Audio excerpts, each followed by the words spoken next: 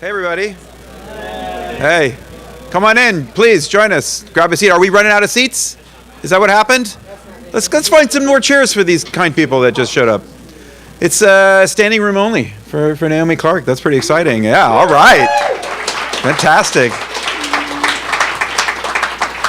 Welcome, everyone, to the NYU Game Center lecture series. Really excited to have Naomi Clark talk to us tonight. Before we begin, let me do a quick shout out to the sponsors that help make the event series possible. The kind people at Avalanche, really talented, amazing studio, just put out this incredible game, had a huge hit game that just came out recently. So, Fresh Planet, another great team. Thank you very much for helping us out. The people at Take-Two, giant megacorp with a heart of gold, right? Take-Two. Helping the little people, helping the indie scene, helping the us, and Dots, the fantastic people at Dots, also known as We Play Dots, talented, showing that you can make great mobile games, smart, funny, interesting, clever. So thanks to all those good people. I've been kind of inspired by you listen to podcasts, and when the podcast gets sponsored, the person talks for like half an hour about the mattress or whatever it is. So I thought maybe we should try to do a little bit more than just name their names, because these are the people that help make this whole series possible, and we love them. So the other thing I wanted to do a quick shout out to is there's a new game that came out into the App Store today called Peter Panic, made by James Marion, recent MFA graduate, and this was a game that came out of the NYU Game Center incubator, and I believe it's already at the very top. It's like number 2 on the free charts, right behind Clash Royale or something. So it's already doing really well, and we're excited about that. If you haven't played it yet, please go and check it out. So tonight we're going to hear from a brilliant designer and author and scholar. Naomi Clark is someone that I've known for years and years and years, and she has been a really important figure in the New York City game design scene for a long time. She's worked at places like Lego, where she was producing lots of interesting games. She worked at Game Lab, the sort of important and influential indie game studio.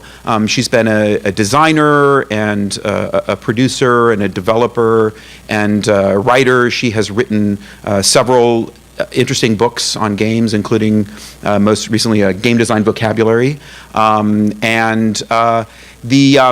The topic that she's going to speak on tonight, I think, is one that's fascinating and really important, this issue of taste, and something that I'm really excited to hear her insights on. Naomi has always been, to me, one of the things about her personality that is most remarkable is her very interesting, idiosyncratic, and insightful sense of taste. I've always thought of her as someone who has a kind of very unique take on the kinds of games that she likes and plays and enjoys, and an ability to talk about them at a really deep level. And I've always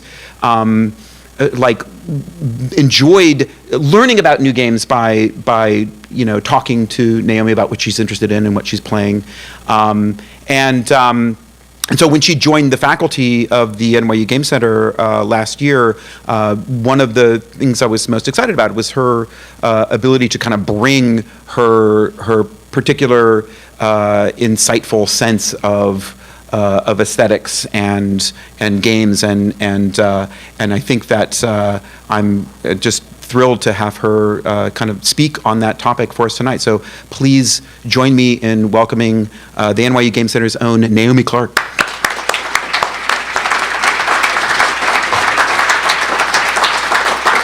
Thank you so much. Thanks, Frank.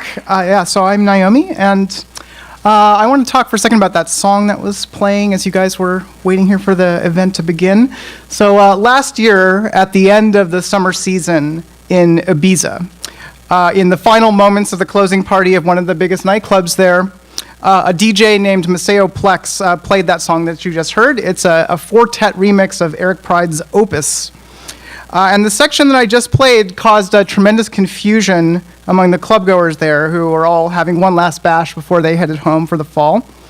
So there were boys and girls milling around in sweat-drenched beachwear, getting hyped up over and over for a beat drop that they were expecting to have happen, anticipating that, raising their hands in preparation, some of them sort of yelling, woo, every so often over the course of the many minutes of that sequence, until the beat finally drops at the very end of that clip that was playing. But it drops down into a very mellow, down-to-earth groove that you wouldn't expect as well. So their anticipation was kind of foiled. They weren't really angry or upset by it. They were more sort of bewildered, kind of milling around, not knowing what to do, because they didn't receive the resolution, the release of musical tension and build-up that they had been sold over and over again on every night before that.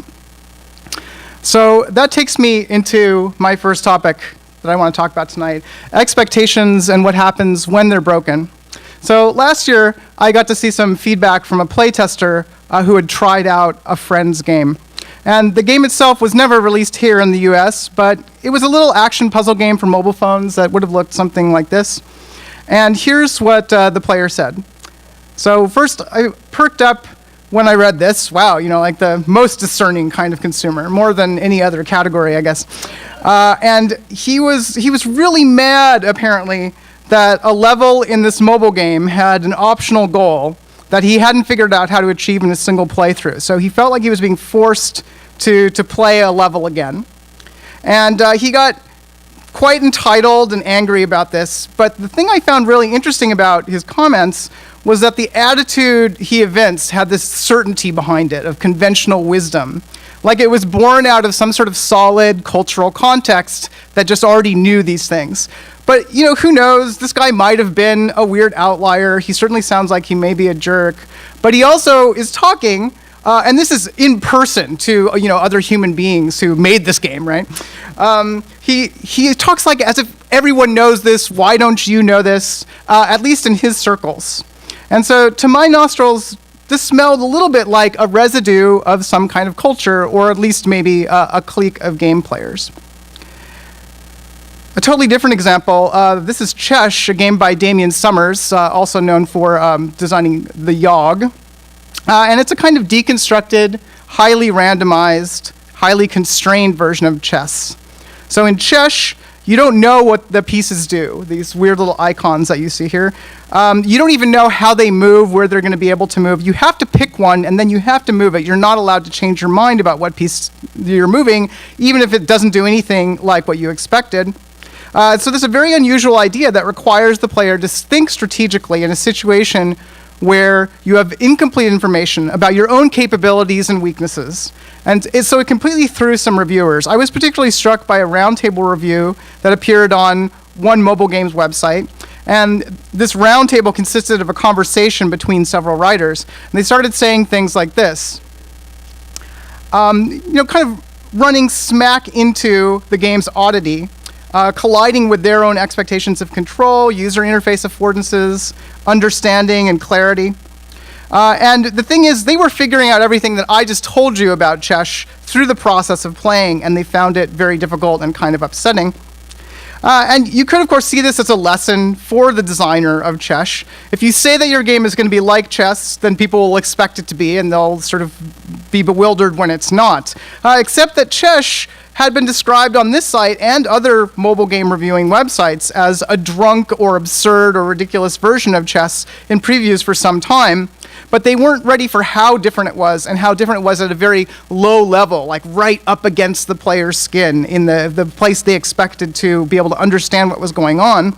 And what I found interesting was how this conversation started off kind of considering, this is interesting, what is the designer trying to do? But then sort of quickly escalated as people kind of bounced back and forth and were like, yeah, you're right, this is just a mess. I really expect to be able to take back my moves.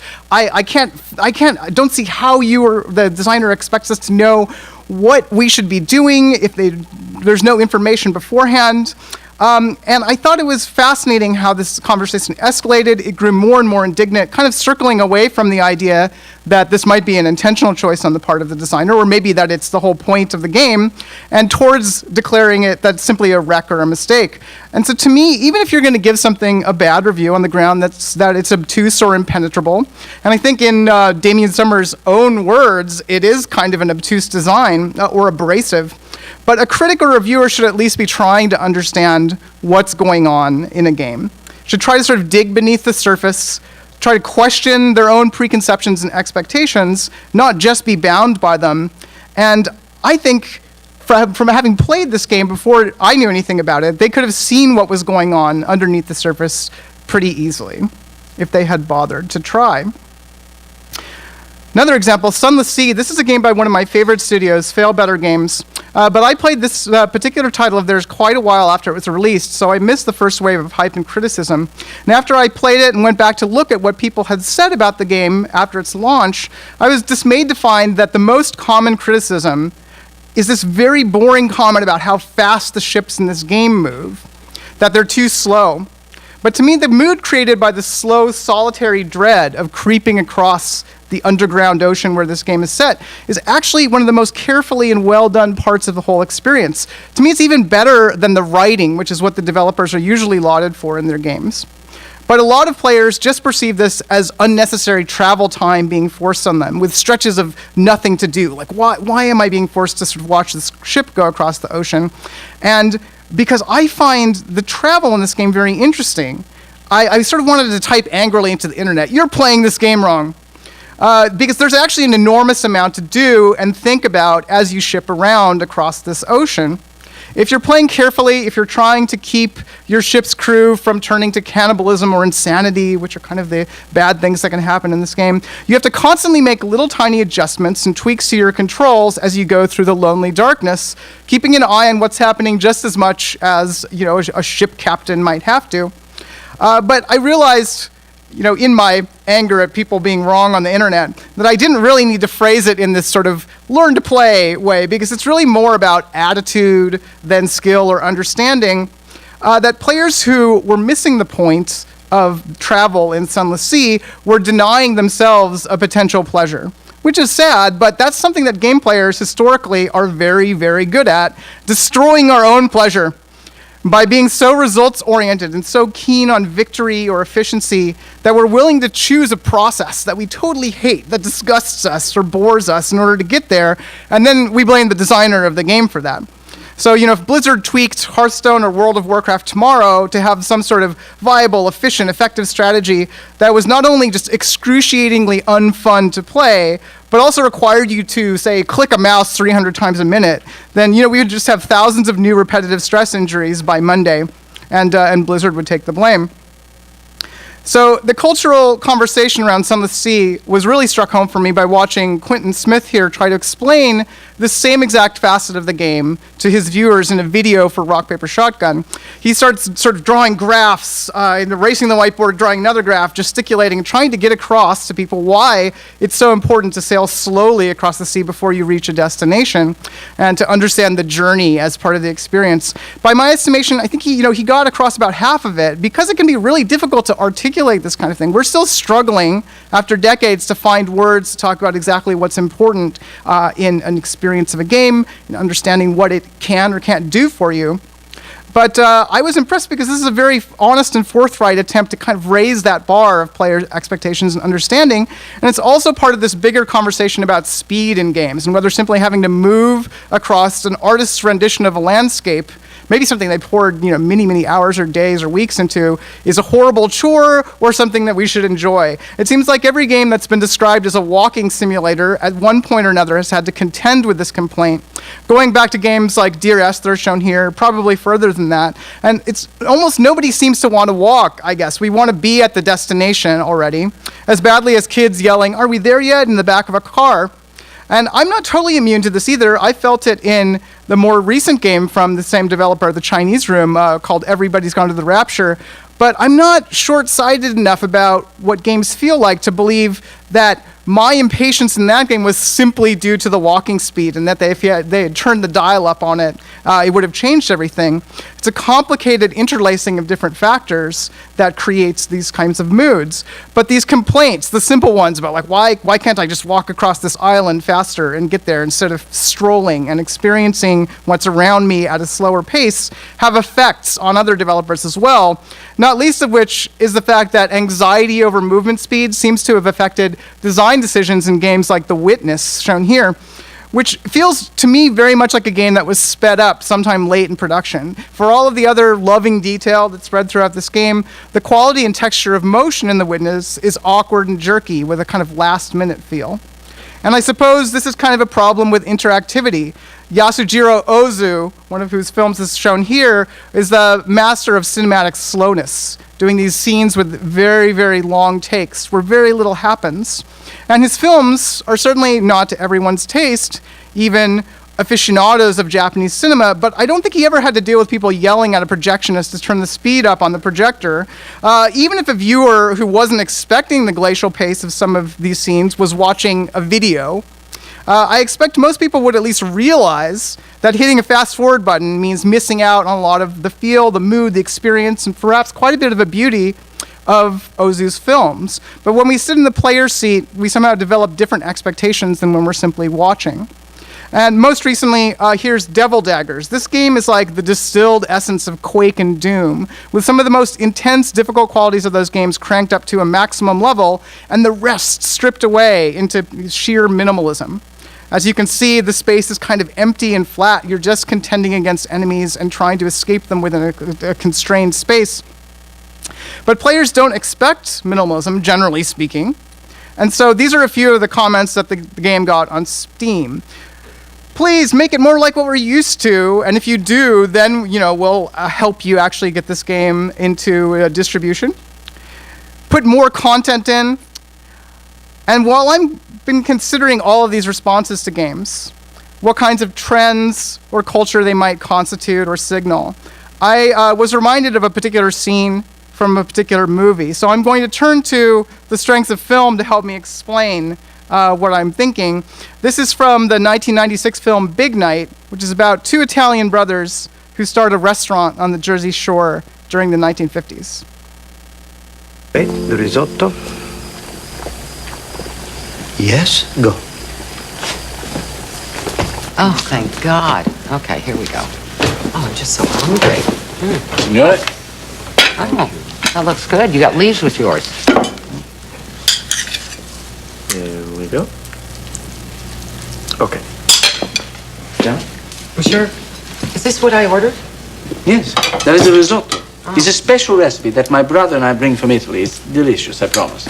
It took so long, I thought you went all the way back to Italy to get it. Yes, I know, but it's worth it, I promise. You would like a fresh pepper or cheese? No, I don't need cheese. Cheese, yeah. Oh, yeah, Cheese. he likes cheese. Lots Yeah? of cheese. Yeah. Okay. Excuse me, didn't you say that this was going to be rice with seafood? Yes. Yeah. That is, it is Italian arboreal rice, the best. And then with shrimp and scallop and... I just don't see anything that looks like a shrimp or a scallop. It's not what I expected. But I get a side order of spaghetti with this, right? Why? Well, no. I thought all main courses come with spaghetti. Well, some, yes, but you see, risotto is rice, so it is the starch, and it doesn't go really with pasta. But I don't... Honey. Order a side of spaghetti, that's all. And I'll eat your meatballs. Yeah, he'll have the meatballs. Well, the spaghetti comes without meatballs. There are no meatballs with the spaghetti? No, sometimes spaghetti likes to be alone. All right, then I guess we'll also have a side order of meatballs. Instead of Me? meatball. This is fine. Let's just eat. All right, then no meatballs, and we'll just have a side order of spaghetti. Primo, please, just... Come on. I want to know for who. Just make me the side order spaghetti, please. Secondo, I want to know for who is it for? For the lady with the risotto. What? Why? She likes starch. I don't know. Come on. Bitch. I make it myself. Why are these people in America? I need to talk to her. Oh, please, Primo, what are you going to do? Tell the customer what she can eat, huh? That is what she wants. That is what the customer asks for. Make it. Make the pasta. Make it. Make the pasta. Come on, let's go. How can she want? They both are starch. Maybe I should make a mashed potato for on the other side. Primo, look, don't, okay? Because they are the first customer to come in 2 hours. The fucking pipes are... No. She's a criminal. I want to talk to her. You want to talk to her? Okay. You want to talk to her? Okay, that's great. You want to talk to her? Okay, good, fine. I'm sick of this every fucking night, okay? You want to talk to her? Oh, good. Okay, here we go. Okay. Go talk to her.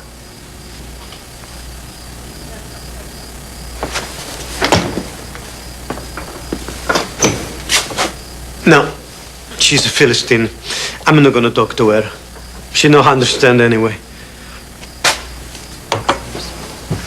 It will be just a moment. Is everything okay? It's not even...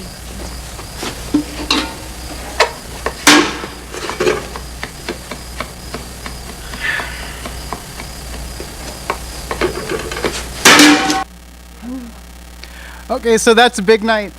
One scene from that movie. And that movie came out at an interesting turning point in the culture around American cuisine, around the time that Food Network was starting to try to cultivate this idea of the very creative chef and giving shows to people like Emeril Lagasse. And a number of prominent chefs, especially in Italian cuisine, have credited this movie with helping to raise awareness with people that actually the chef's decisions are important back there in the kitchen, and that you maybe should pay attention to what the chef thinks, but that also the business of running a restaurant is this constant tension between trying to express a culinary vision and also dealing with people's tastes, right? So Mario Batali apparently even uses it as a training video, parts of this movie, for his staff, and references it a lot in the way that they actually run the restaurant. So in this film, Primo, the chef, and Secondo, the pragmatic businessman brother, are running smack into these culturally bound expectations about food. And in this case, those expectations are of mid-20th century America that arise from American tastes and American cuisine. And the contours of our cuisine in this country and its history were discussed not too long ago by a real chef, Dan Barber, in the cooking show Chef's Table, where he said this. So Dan Barber is part of the farm-to-table movement. He's a pretty radical advocate of agricultural reform, sustainability, and so forth, along with this quote about having great abundance when people first came to this country, or white people at least, right? He talked a lot about how cuisine in most places is shaped by the constraints of geography, struggling with the land, making use of whatever's available, finding interesting flavors in those intersections, but not so much in the United States. Here, according to Barber, the abundance, the vast tracts of land that we could sort of, cut down forests, get rid of whoever was already there, and then just plant lots of farms and raise cattle, led to a lack of flavor due to not great ingredients in large abundance. And if we're going to be totally honest, I think we should amend his statement a little bit, right? We kept a few indigenous foods that people were already eating here, like corn, and we pretty much forgot the rest. So that's American cuisine, but what about the other side of the equation in Big Night, Italian cuisine? Primo and Secondo's cuisine has this much longer history, with flavors and ingredients that we associate with Italian food today emerging out of a period of occupation by the Moors in the 11th, 12th century, and some of the longest traditions of writing about and critiquing food. So what if we were to compare food with video games? Well, on the scale of this timeline, here's how long video games have been developing our own distinct history and culture. I know some of you in the audience are probably thinking, but games are so much more ancient, which is something we say a lot here at the Game Center. But you know what? Food is also older than 2,500 years. And it was, around the 5th century BCE that we really saw people starting to talk and write about it and think about it, at least in Europe. Near the end of this timeline, there's also one more interesting development. A guy named Artusi wrote this enormously influential book called Science in the Kitchen and the Art of Eating Well, both about cooking and eating and diet. And this was near the end of the 19th century. It was meant for all strata of Italian society, gathered from home recipes, mostly made by Italian mothers from around the country, and presented as a national cuisine, despite the regional differences that his readers knew very well. And he not only talked about technique of cooking, but also the philosophy and ethics of food, with the idea being you should make things that are tasty, healthy, and digestible. And so again, for comparison, here's how long we've been trying to articulate how to design and think about video games, roughly, that length of time. So for me, this puts some of these emerging perceptions and attitudes, the types of conflicts that we run into with designers trying to do one thing, players expecting another, into a bit of historical perspective.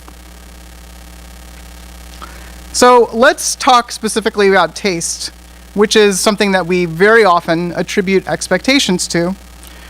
Kind of like it's a black box, and that's how economists treat taste. They just say, okay, well, consumers have these preferences. You can't do anything about them. They're almost like a little magical thing that happens, and then in economics, we have to just account for whatever comes out of that box. So here's another piece of music. This is a sound poem by Kurt Schwitters, a type of performance that's intended to foreground the phonetic qualities of speech, rather than being melodic or having lyrics. And I refer to it as a piece of music because I had a roommate shortly after college who insisted that this was one of his favorite types of music. And this totally infuriated me. Like, it took years. I think, maybe I only forgave him for that recently, because I was totally certain that he was just trying to be really obnoxious and up on some sort of high horse, or kind of aggravate people by being like, I like this thing nobody could like. And maybe that's true. But that's the thing about tastes. As the French poet Valéry said, taste is often formed out of what we hate about what other people like. Or even our friends, right? That we're like, oh, I can't believe you like that thing. But where does taste come from originally? Well, a few different places, I think, and I kind of want to articulate those since I don't feel like they get talked about a lot. We generally understand that taste starts with what we encounter, grow accustomed to early in life, the things that we have strong associations and history and emotional resonance with. And then as we get older, we start using aesthetic choices to define ourselves, to signal what groups we belong to, and thus which groups we definitely don't belong to. We articulate both our group and our individual identity through these choices, because it wouldn't really be cool to simply copy even your best friend's taste exactly, right? You have to have your own style, at least slightly. There's a social demand that you establish yourself, become an individual in this context where everyone's maybe kind of the same, at least within a particular clique. And of course, our teen taste identities still tend to be extremely bound up in our locale. The country we grew up in, the region of that country, the neighborhood, the class and racial mix, who and what is around where we grew up, the stores that are available, right? What the trends of the time are, and then whether we embrace or reject those trends, or whether they reject us. And then later on, we put our tastes onto our dating profiles, right, to sort of signal like, yes, I'm an individual. Here's how you can get to know more about me. Like, these are the things that will articulate who we are as people, rather than just being a category, rather than just being a member of a broadly constructed demographic box that has to do with our race, our gender, our sexual orientation, and so forth. That tastes are somehow much more fine-grained, that they'll tell you more if you see a list of like, oh, here are my favorite albums. And maybe we do learn something. We get a little bit more of a sense of personality. But we hold on to these things very tightly in some cases, or defend them very strongly against the accusations of our friends, because we feel that they're very close to us, not just as a member of a group, but as an individual.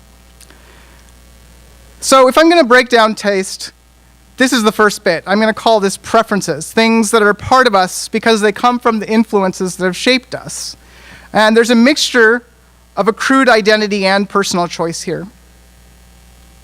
You want to have your own taste. It's built from memory and experience. And what are we as people, if not that which is built from memory and experience? At the same time, we understand that there are other types of tastes besides these preferences, these things that we have kind of accumulated on us. There are tastes that don't come naturally to us that are more difficult. So we don't expect someone who's never tried whiskey before to like it when they first taste it. The same is true of any number of acquired tastes, difficult tastes. For me, in Japanese culture that I grew up in, one of the more difficult acquired tastes was natto, which if you don't grow up eating it, it's fermented soybeans. It's very hard to get used to. Maybe you have some similar tastes that you've been able to acquire or unable to acquire in your own life. And these are things that we believe, yeah, maybe they are worthwhile. We see people that like them, maybe our friends or family do, but it would take some effort, some pushing through unpleasantness to get to actually understand how to like them. And just like any kind of trying something new, it's a little hard, but maybe it's even a little trickier with these aesthetic choices, because in our choice of food or clothing or entertainment, we want those things to comfort and sustain and provide us with pleasure. Still, we know that this is a thing in food, an acquired taste, even if some people have more adventurous tastes than others. Interestingly, and perhaps also because of the short history of games, we don't really hear people talk so much about, I have very adventurous tastes in games. If you heard someone say that, you'd probably think that they meant to say that they enjoyed adventure games. So it's a little boastful when you're talking about food or music or many other categories of human experience to say that you have adventurous taste, but it's hard for me to feel that it's anything but something that helps make life really worth experiencing, to try new things, right? And to push yourself. Here's something that I'm currently hoping to see if I could maybe develop even the slightest taste for. Sanakji, a Korean dish with recently alive octopus tentacles, have suckers that latch onto your tongue while you're eating them. So this is very exciting to me. I'm terrified, and I'm sort of trying to run towards that terrified feeling. You can get this in Queens.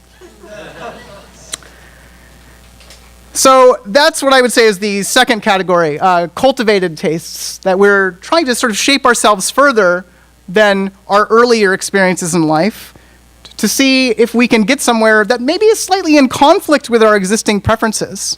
We've gone into a certain mold with our preferences, and then we try to push that or expand it or change it for whatever reason. But there are earlier preferences too, maybe even before those teenage years I was talking about, or even before childhood experiences that we remember fondly. There's more and more science that says that taste is first shaped in utero by the things that your mother eats, that you get used to flavors like garlic or bitterness or sour flavors because they actually leak into the amniotic fluid. And so science has also been investigating flavor in food for a long time and finding that there's such a thing as chemical consonance between different flavors. So that orange, for instance, goes well and harmonizes in a certain way with dill and ginger, and in a slightly different way with pink salmon, and that you could actually just look at the chemical breakdown of particular foods to be able to predict which things will go well together. So, for instance, you might not expect that passion fruit and oysters go well, or maybe you would if you had eaten this before, but it's led to more and more chefs trying out combinations of food based on chemical science. So there's this idea that some tastes we have, the fact that, say, kids tend to like sweet things and are a little bit more averse to bitter flavors until later in life, are thought to be kind of innate or biologically determined, or simply, this is what humans like, that what we gravitate towards. And I think of that as the sort of the gut part, things that we know we want in order to feel satisfied or satiated. And so with food, that might be, oh yeah, I want to have a certain amount of carbohydrates and protein in order to feel like I've had a good meal. Maybe some people want more starch than others, like the lady in Big Night. But this exists in other realms too, right? So the feeling of a building, mounting tension in EDM music, waiting for a beat to drop, and the feeling when that actually happens is something that music producers can often sort of rely on in one way or another, that there's an emotional resonance to the resolution of a certain sequence of notes. And this stuff is assumed to be at least semi-universal, but sometimes incorrectly, right? So it turns out that this consonance model of flavor, where you can look at the chemicals and see, okay, if they have similar molecules that they're going to harmonize, is not actually a universal rule of human cuisine. And there are some interesting studies that show, for instance, that Indian food operates on a totally different set of principles, that when there are certain spices present in an Indian dish, it's much more likely that you'll find certain kinds of dissonance and contrast. So just like the fact that not every culture uses the same musical scale, not every culture has sort of reacted to the human biology of taste in the same way. So, of course, there is another layer here that culture sort of takes and shapes and interprets what's going on with our biology or our psychology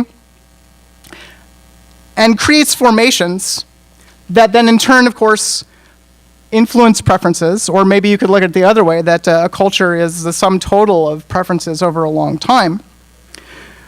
But we do know, and we can see in the workings of the capitalist food industry, which is very, very good at finding the points of maximum efficiency and profit, that they're able to find these locations that are really good at satisfying some sort of gut craving. A chicken nugget is a very carefully engineered packet of flavor. It's put together in corporate kitchens to have this exact, perfectly appealing, focus-tested amount of crunch, sweetness, tang, fatty satiation, meaty richness, and it's, of course, perfectly sized for dipping and biting. It's like some sort of bioengineered ultra-predator that's coming after your cravings.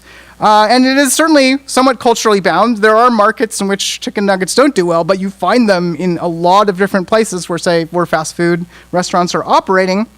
I certainly had to kind of wean myself off of these things since I was younger, but everyone is a little bit different. Science suggests that we all have slightly different microbiomes as well that maybe make us more susceptible or less susceptible to certain kinds of cravings. And of course, there's metabolism to consider in how food affects us as well, among many other things. I do know that from one student here mentioned recently that for him, his food kryptonite was these Little Debbie cosmic brownies, which I have never tried, but apparently they are as unlike chicken as chicken nuggets are. The cosmic brownies have the same strange bioengineered relationship to other brownies. So these aspects of tastes also definitely exist in a hierarchy. Some tastes are considered more real. You sort of come by them honestly through your experience, through your history. Those which are less caught up in trying to mold ourselves into some idea of who we want to be, but the more we get towards cultivation, the more you might be accused of just being obnoxious or putting on airs. And because there's a class climbing element too, especially as we look back towards earlier decades. And this is a chart from Life magazine in the 1940s. You probably can't read the small text, but each row here in a number of different categories outlines what Life magazine at the time was anthropologically cataloging as highbrow, upper middlebrow, lower middlebrow, and lowbrow taste, going through even things like salads, what drinks you would drink, and games. So the highbrow game is Go. The upper middlebrow game is a game called The Game, which is very hard to even find out what the game is these days. But it turns out it's a sort of slightly more complicated, structured form of charades that was popular at these sort of swanky evening dress parties in the 40s and 50s.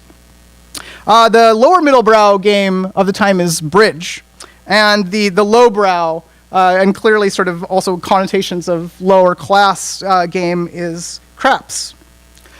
So this segregation and hierarchizing of class into these, of taste into these strata, definitely in the middle of the last century was a very top-down affair. That, you would try to have better taste if you could, but you maybe couldn't afford to, or you hadn't been exposed to the right things.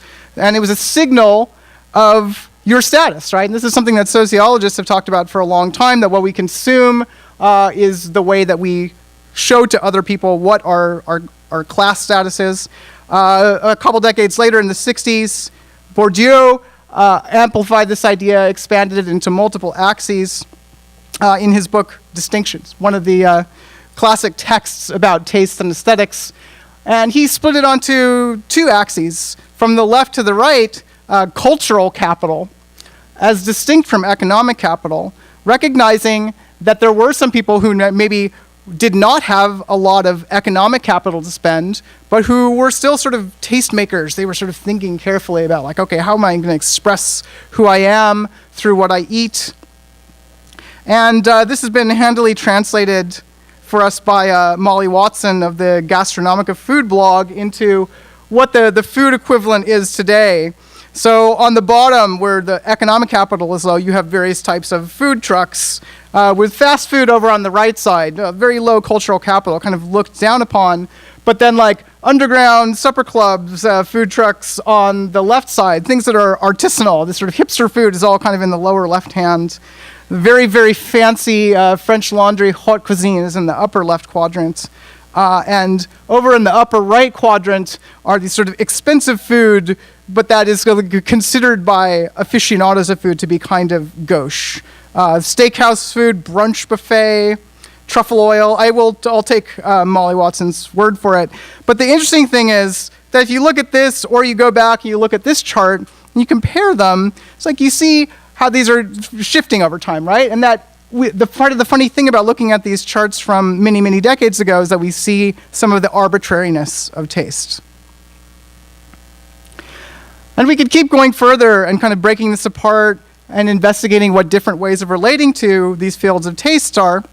Like we could add camp onto here, which is a totally different way of relating to this hierarchy, where we say, look, I don't care about exactly where I am on this ladder. Instead, I really want to enjoy and revel in how artificial a lot of this is. And the more artifice and construction, the better. I'm going to sort of adopt that and seize it for my own, which is a very valuable tactic when you don't necessarily have all of the economic capital. You aren't necessarily someone who has a lot of cultural capital either, but you want to say, look, I can take whatever I'm given, use those materials to make it my own. And of course, the fact that I've put this in a hierarchy like this in these distinct boxes isn't entirely accurate either. If I were to try and get a little bit more nuanced about this, then this pile would look something like this. All of these different areas of taste swarming into and influencing each other, creating a huge mess. Cultural interpretations always influencing even what we know about our own kind of gut cravings. Culture and preferences very bound up in each other, influencing each other, being built out of each other, and cultivation kind of trying to push against preferences, but also always being bound in cultural ideas of what is good, like what should we cultivate? What should we be striving for? How should we be improving ourselves? So it's not hard to understand between this and obnoxious arguments with friends why we still, to this day, some people repeat this Latin motto, de gustibus non est disputandum, which means in matters of taste there can be no disputes, or the way that we usually say it in modern American English, there's no accounting for taste. We can't really say whether anything is right or wrong. If we're having a disagreement and it's maybe getting a little bit tiresome, we're like, why are we arguing about this? We can always just say, look, it's just a matter of taste. We throw up our hands. We kind of say, it's not worth talking about. Nobody can win this argument. But that would make more sense if the only thing we ever wanted to do was win arguments. And this motto is thought to come from the medieval scholastics, Christian scholars who were very, very interested in winning arguments through logic and applying reason to all of the big questions they wanted to tackle, which were questions about everything. Metaphysics, the nature of God, can we prove that God exists, and so forth. So it's interesting that taste is this one thing where they're like, look, we can't even try to tackle that. We're just going to put it in this black box, close it up in there, and leave this motto behind for everybody to do the same thing forever. So can we talk about taste in games? I think we know a little bit less about taste in games than even in other areas. And we know a lot about taste in food, maybe because of the long history, maybe because it's something that is even more universal than playing games, since we all have to do it, presumably multiple times a day. So what taste is there in games? Well, we know there's a lot of genres. That's maybe the most common way that we talk about what your taste in games is. If you say, what kinds of games do you like? Maybe you're going to respond with a particular title. Maybe you'll talk about a genre. And if you are a sort of more cultivated taste type, where you want to show that you've really thought about this stuff, you might say like, oh yeah, I like really crunchy games, but maybe not with a lot of juice, but I like some juice. And what does that even mean? For the purposes of this discussion, it doesn't matter, but what's important is that we're sort of groping for words to try and articulate qualities of games, and we're still kind of getting there. But I want to go back way further than these marketing labels, which are slapped on boxes to sort of try and signal what kind of expectations someone buying a product is going to have. So I'm going to tell you a just so story about games. A just so story is a type of origin myth. And one example would be how the tiger got his stripes. It's fanciful. If you wanted to be charitable, you would say it's a hypothesis. And just so stories are very commonly found in evolutionary biology, especially in areas where we don't necessarily have a fossil or archaeological record to provide concrete proof. So people have had to kind of think through things and say, well, this is what it seems like to me. Here's my hypothesis. I'm going to put it out there. Maybe we will see whether it makes sense to other people, because we don't always have a lot of concrete evidence in order to prove or disprove a hypothesis. So just so story may or may not be true. I don't think it necessarily matters, because part of why I want to investigate taste is so that we have more tools to think about this stuff. So this may be useful. So yes, this is a tale about evolutionary biology. The bird wing evolved over millions of years, and it allows birds to fly, right? So these evolutionary features have purposes. You could say the bird wing's purpose is to let the bird fly. A bat sonar's purpose is to help locate prey and threats and other things that maybe the bat can't see. And this is a type of purpose that some evolutionary biologists call archaeopurpose. It's not intentionally designed. It's the result of evolution happening very, very slowly over millions of years. Apologies to any fans of intelligent design in the audience. That's not part of this particular Just So story fairy tale. It's a different fairy tale. So archaeopurpose, humans got to have some archaeopurpose too. Our archaeopurpose feature, one of the significant ones at least, maybe the one that's more unique to humans, is that we have this really big heads with big brains that are useful for a lot of things. But one of the things that's interesting when we're talking about purpose is that our large brains give us this kind of unsurpassed ability for neopurpose, the other type of purpose. That's where you are deciding what to do with yourself or with something else, what your goals are. You decide which goals you want to pursue. Maybe you consider a few different ones. You think about how to pursue them, assess how your pursuit of that goal is doing, and you decide, okay, am I going to just tenaciously, determinedly pursue this goal, or am I going to give up and maybe pick something different? So that's what evolutionary biology is currently referring to as neopurpose, and as a sort of distinct evolutionary trait of humans. So to recap, quick comparison: bat sonar, archaeopurpose; ship sonar, intentionally designed, neopurpose. Same purpose, to find things that you can't see, whether they're threats or prey or whatever. So here's a story about games. Human beings have this neopurpose. Think about all sorts of goals and how to get there. That stems out of our big brains. One of the things this lets us do is rip up chunks of the world around us and turn them into tools. And some of these tools, turns out, are not just for doing things like lighting fires or cutting up dead animals, that we use parts of the dead animals for divination. And this is a type of technology that's not discussed as much because it has a very different sort of purpose to cast the horizons of what we might be thinking about. We know that our neopurpose has some limits. We don't know what's going to happen. Is it going to rain tomorrow? Is it going to rain next week? Are we all going to die? Is the sun going to come back? Are we going to have a good crop? And so on and so forth. So we developed this idea of using bones, using tortoise shells, calf scapula, things like that, to see if we could come up with a system for actually reading into the future that would really buff up our neo-purpose, right? And then an interesting thing happened with some of those bones and things that were used for divination, is that that's where the first dice came from. So in this story, games happen in part when this idea of trying to use technology to imagine an uncertain future, to cast our minds into this possibility space that's not happening right now, to try and anticipate and know what's going to happen then, has sort of overflowed into something we just do in our spare time. So all kinds of animals play, kind of practicing or trying out things that we might do later on in life. But humans have this particular type of play that is more bound up in our overly buff neo-purpose. And so I think of games as being the human equivalent of a behavior like instinctive claw sharpening.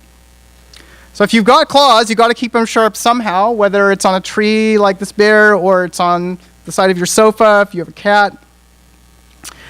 It's just a part of your existence. You do it in order to keep that capacity, that archaeo-purpose that's part of you, sharp.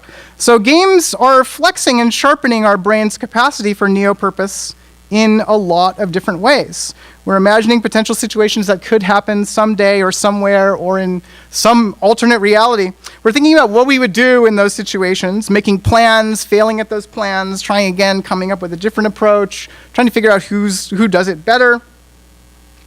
And so we see in early games people imagining situations that have to do with agriculture and sowing and harvesting crops, like in Mancala, or imagining what life is going to be like after death, as in Senate.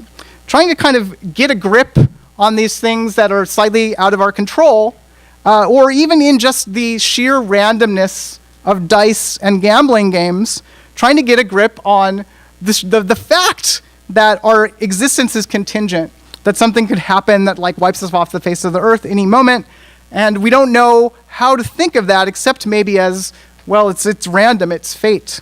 So we take that and we put it into a leisure pastime that keeps our minds continuing to turn over this stuff and reflect on itself.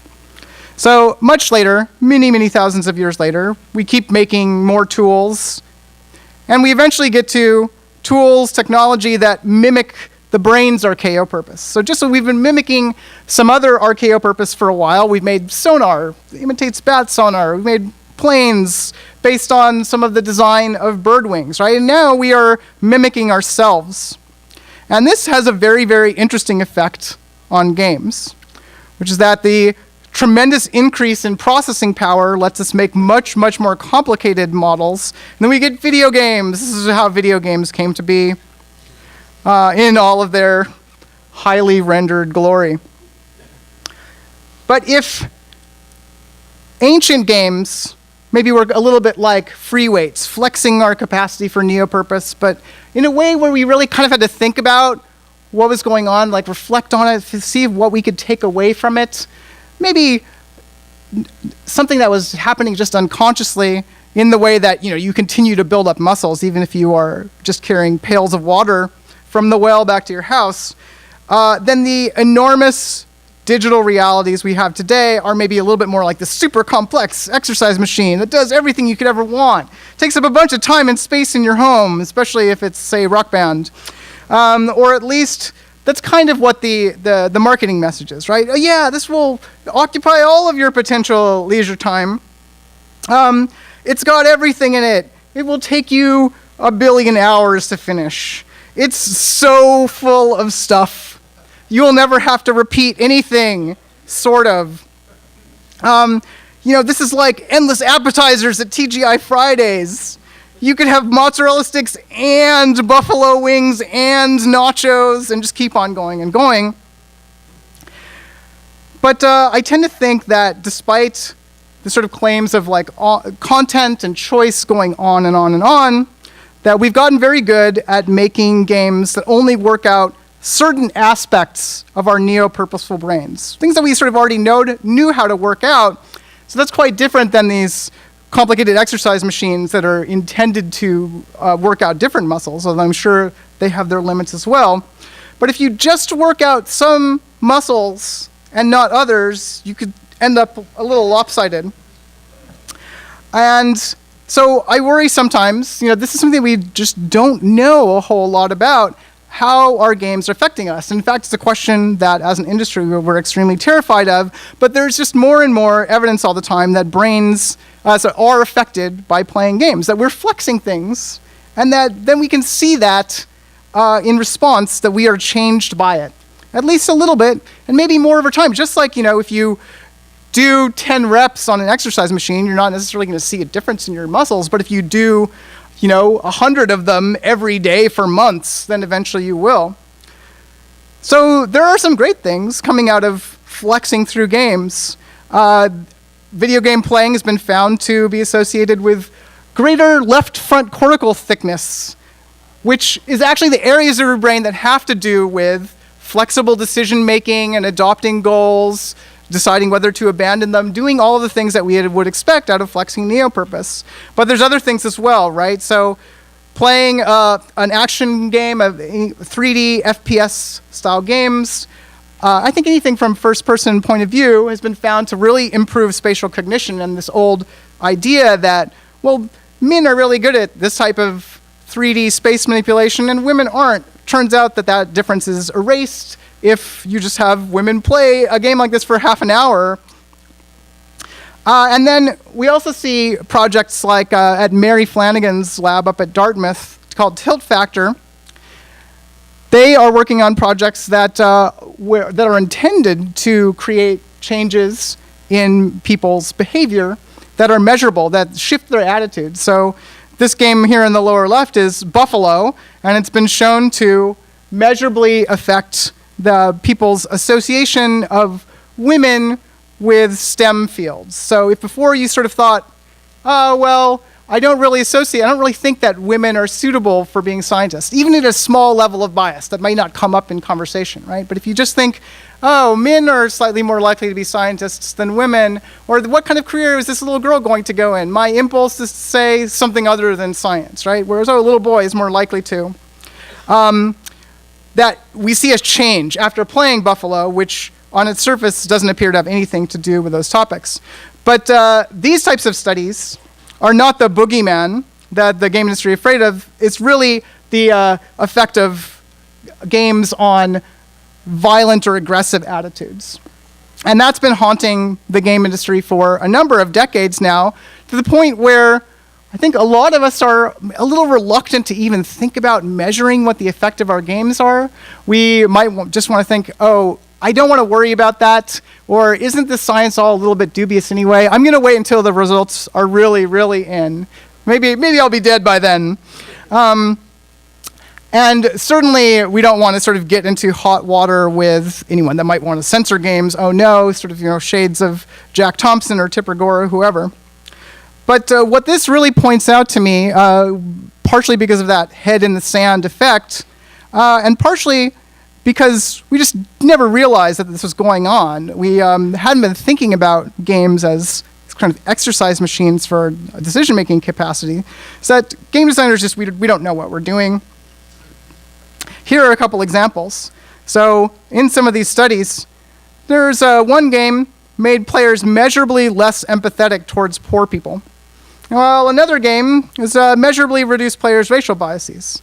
So the first game is called Spent, and it was created as a sort of local community effort, as a game for change that was meant to educate people about issues of poverty. And I played this game several years ago. I would have never guessed that it was actually doing the opposite thing that it intended to do. There were certainly criticisms of it, whether it was a realistic representation of what it was like to be poor. In this game, you are a single parent who's struggling to make ends meet. You're on the brink of not being able to afford rent. You have to get a new job, but the kinds of jobs you're able to get come with a lot of constraints and part-time hours and anti-union policies. And you have to figure out how to stretch your budget to make it work while facing all sorts of social pressures. So the idea here, and it was quite lauded by a lot of game designers, people who are very knowledgeable about games, for really trying to take this seriously, right? So on the surface, it looks like an excellent effort going in the right direction. But then when you measure it, it turns out that the fact that games have gotten so good at flexing neo-purpose in a certain way, making players feel, okay, I'm in a situation that I have not experienced before. I can figure out what to do here. It's up to me to solve this problem. That's what turns out to make people less empathetic towards poor people. Because then the attitude that people leave with is, well, it's not so bad to be poor. I totally won that game. Which makes no sense, but human brains don't make any sense. So, opposite effect. Whereas the game that measurably reduced players' racial biases, that's an interesting example too, because that game is Cards Against Humanity. Also, and if you think about it for a second, you could maybe make some guesses as to why, and this is the test that maybe some of you have taken, where you have to associate the word bad or good with pictures of different people, right? So it measures whether you are unconsciously more likely to click bad when you see certain faces. And Cards Against Humanity, of course, this was not part of their design brief, right? Their design brief was something more like, it's a game where we can be naughty. And so an unintentional positive effect, perhaps because what it's doing is pulling to the surface all of these things that make people really uncomfortable. If you make people really uncomfortable about something related to race and gender and so forth, and then you measure their bias, they're maybe a little bit more attuned to those issues. Whether this effect would last, like if you had people play Cards Against Humanity every day for a month, would they get way less racist? Maybe they would get more racist. I don't know. But there's something going on here, right? And I think maybe the most classic example is Monopoly. Thanks to a lot of excellent historical work, a lot of it done by the Game Center's own Jesse Fuchs, we kind of know that Monopoly and its predecessor, the Landlord's game, started off as a critique of land monopolies and rents. And then, as it sort of spread out, became part of folk culture, it next became, its significant turn was that socialist students were playing it as this kind of way of playing ironically at being cutthroat capitalists and enjoying sort of really going at each other and being like, oh, look at how terrible these capitalists are. This is really fun. And then eventually it sort of becomes a fun tycoon fantasy, and that's the point at which Parker Brothers cashes in. So all the way back to Monopoly, all the way forward to Games for Change today, we don't know what we're doing, but that's okay. I'm here to tell you that that's all right. Pauline Kael is also here to tell you that's all right, one of the greatest critics of the 20th century, that in some cases we have no choice but to sort of plow ahead and not worry too much about whether everything we're doing is responsible, because we're going into totally unknown territory. And fortunately, we are not armed with thermonuclear weapons. We are armed with something that might make someone's brain a little bit different if they did it over and over and over again. And the other thing that I think makes this okay is, again, this timeline, right? So the timeline for how long we've been trying to figure out what video games are doing is incredibly, incredibly short. Meanwhile, food is still in a constant process of adapting and evolving and figuring out what's healthy, what's nutritious, what actually forms people's tastes, what do we have to think about when it comes to what's healthy for different people. What kind of expectations should we have around people's body shape, all sorts of things. It's still extremely contentious after a much, much longer span of time. And plus, on top of this, I think we also have the problem that Dan Barber mentioned of this abundance of materials, which in our case, I think has to do with computers and processing power. So we have an enormous amount of technology available to us. We can make incredibly complex games. We can keep making all sorts of things. We get sucked into this idea of like, oh, you can make anything that you can imagine in a video game that lures a lot of people towards the field, either as players or designers.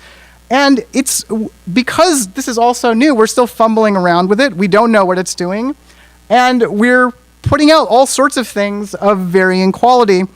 So it may not be that we're creating bland food like 20th century or 19th century American cuisine, but we are we do have a sort of a abundance of riches that's maybe spoiling us a little bit.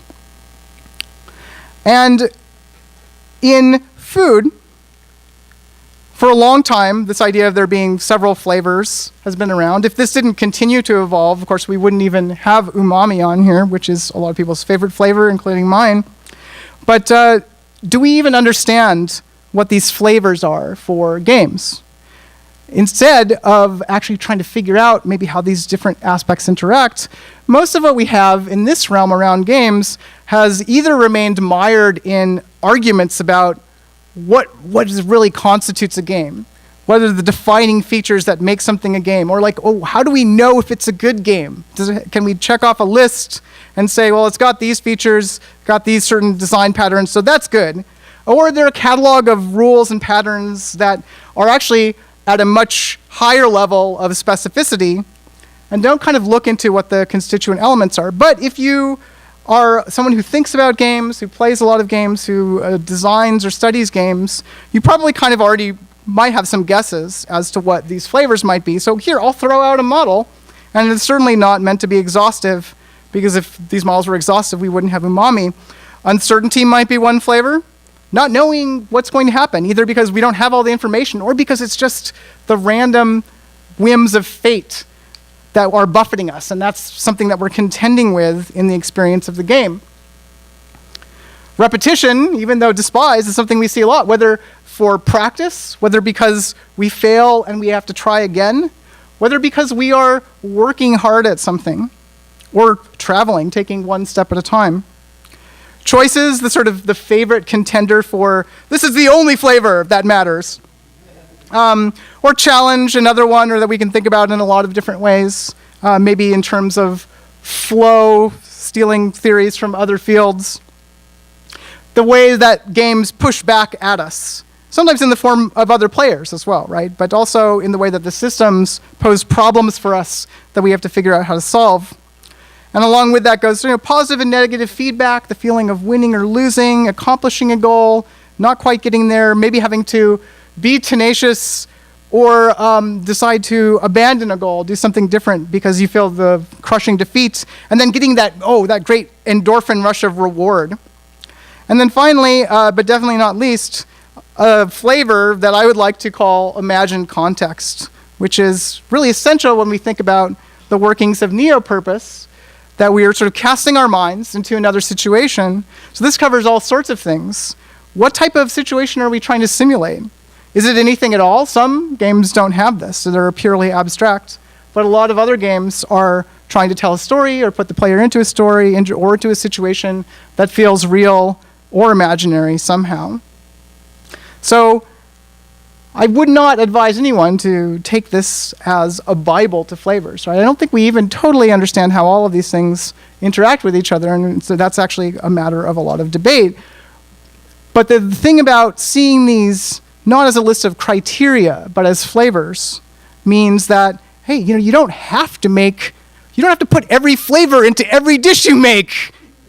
Wow, who would have thought, right? You can actually leave some of this out. You can make sugar-free cookies. Not everyone will like them, but maybe there is a reason why you actually want to make a dish that doesn't have sugar in it. Who would have thought, right? Maybe some people are vegetarians, and maybe that's okay. It's not just a matter of piling on more and more quality, more and more stuff in order to make games better. It's a matter of thinking carefully about what we're doing and understanding it. But what is the situation we're in? So if we go back to this model again, in games we know we kind of have these two things. The gut is what I've been trying to articulate, like maybe what are these things that human beings have been struggling with for a long time. Like any description of a gut, I think it has to be a little suspect because it's actually very culturally bound, and it's only through culture that we know about it. But it has something to do, maybe, with human neopurpose. At least that is my just so story.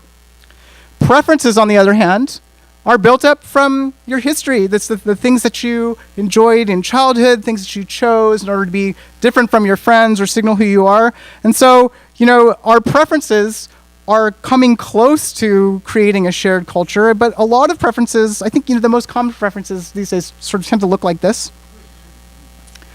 which is fine. Nintendo is very overrepresented here. That's maybe also signals something. But then in tension with those preferences, we have cultivation, right? All of you indie and alt games folks out here know that, okay, you're saying, well, maybe I don't just have to stick to the things that I'm familiar with that I know are fun and pleasurable for me. Maybe I should try and push myself or look to something different.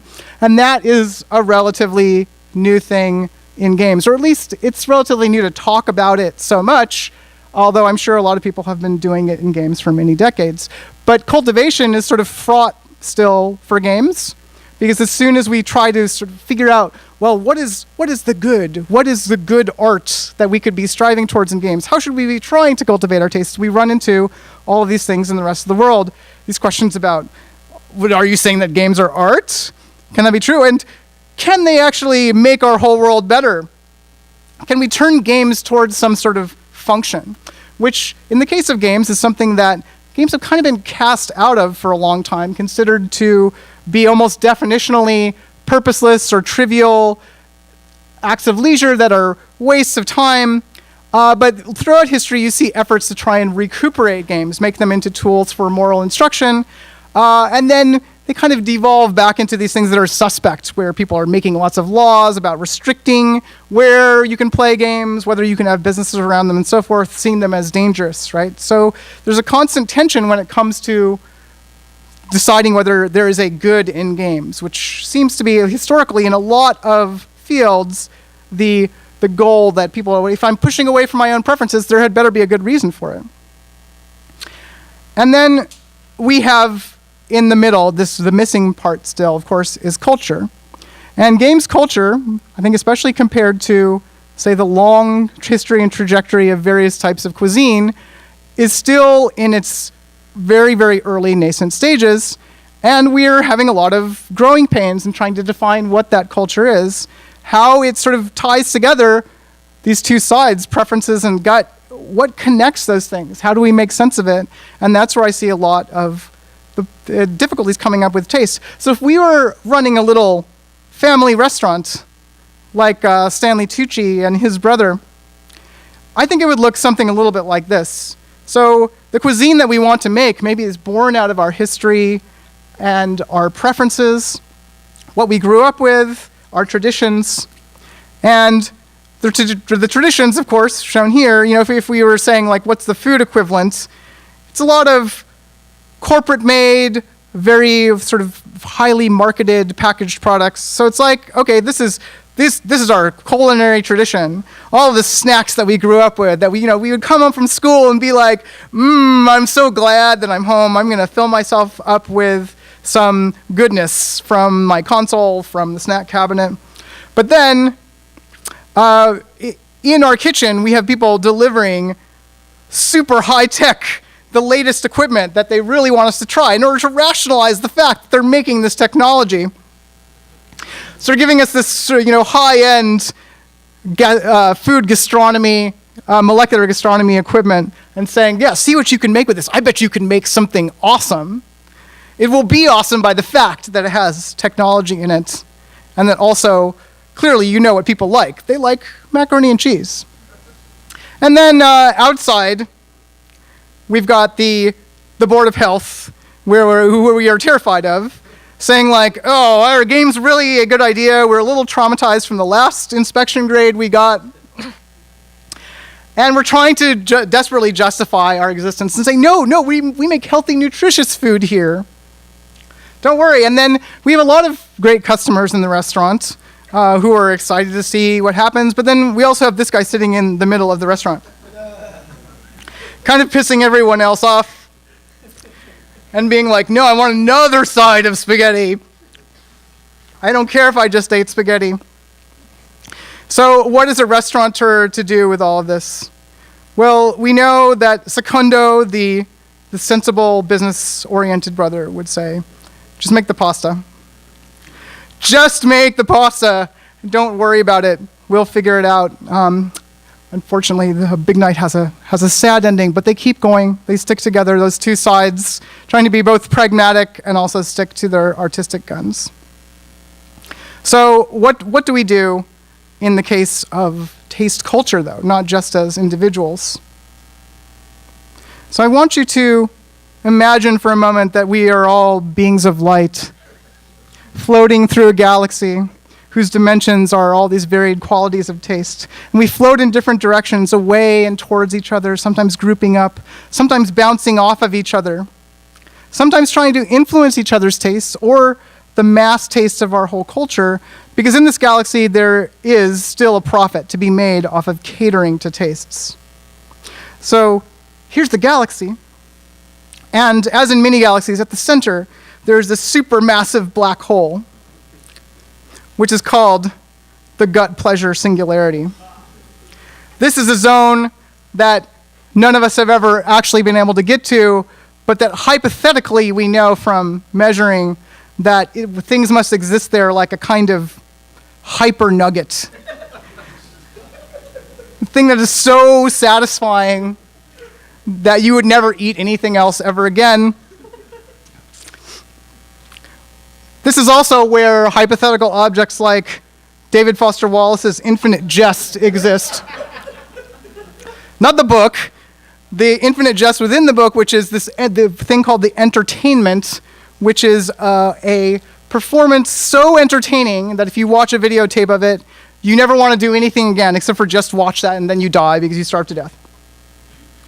And the game or interactive equivalent, of course, is I have all these electrodes wired up to my head, and they give me, shocks of pleasure by stimulating my pleasure centers and little injections of dopamine and adrenaline at the right times, and all I have to do is press some buttons, and I feel like, oh, I'm making choices. I'm so important.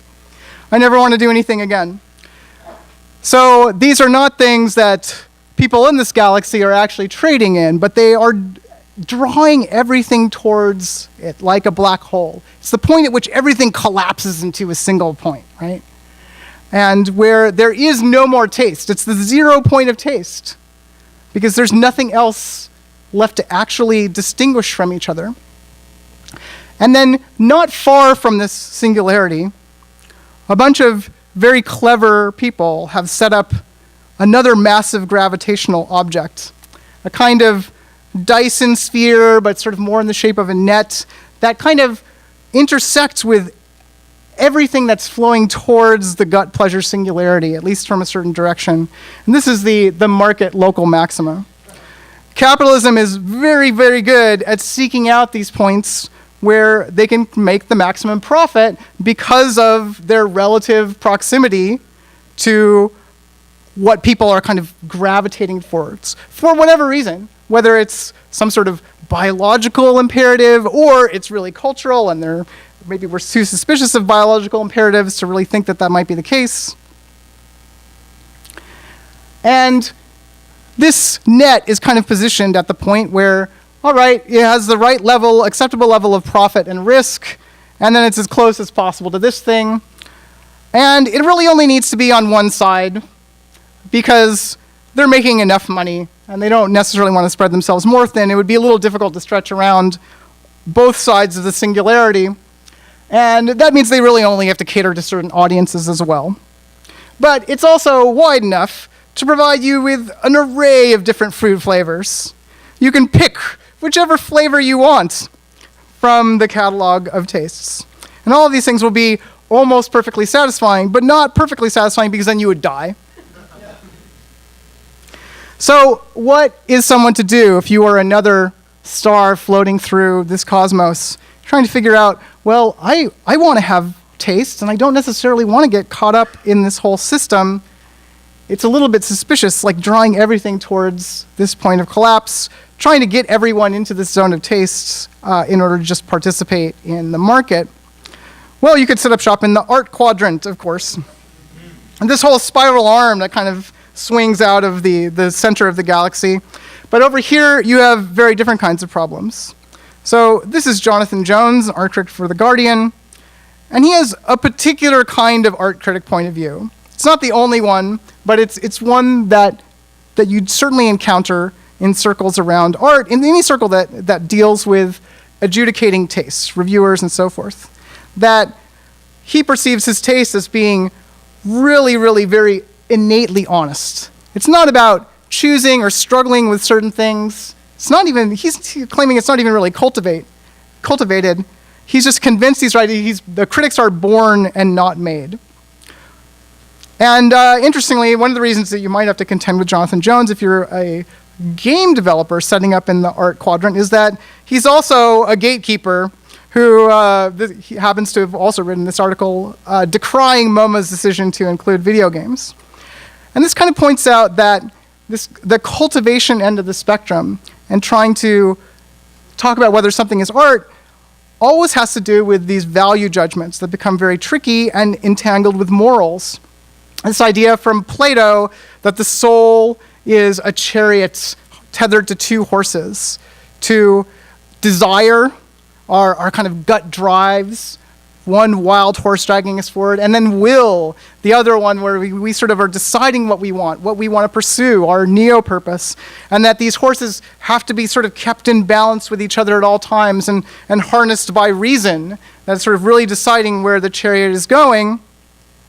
So with this split, you have this idea, this very dichotomous, almost Manichaean concept that, well, there are good tastes and bad tastes, and the bad tastes tend to be the ones that are more common, that are lower class, or lower in cultural capital, that are déclassé, even if they are not strictly for poor people, and that are sort of, that are more base, closer to our biology or our innate human psychology. And if you keep on going down this line, you then maybe eventually get into a split between high art and low art, right? Like the kind that still characterizes the tensions between literature and genre fiction to this day. Although lately there are more and more signs, at least it seems to me from kind of observing from a little bit of a distance, that these tensions are resolving, like this book Station 11. It's kind of hailed both as science fiction and as literature, but there's still tension. Like the author wants it to be seen as literature, but it's categorized as sci-fi, which automatically sort of puts it in this lower class. So do you really want to be part of that? And then ultimately someone is at the very bottom of the slide when it comes to deciding what's good taste and bad taste. And so for some people that might be Celine Dion. This is the subject of Carl Wilson's book about taste, in which he goes into great detail about why people hate Celine Dion so much, why he himself hated Celine Dion, how that arose out of the preferences he developed throughout his life, how he was part of a particular taste culture that was invested in elevating some types of tastes and throwing others down, because someone has to go down in taste for someone else to go up, or at least that's the prevailing model. So there is always, in these models, a scapegoat. A type of music, which maybe is the bad type of music. And that's changed just as arbitrarily as those categories of taste from Life magazine changed.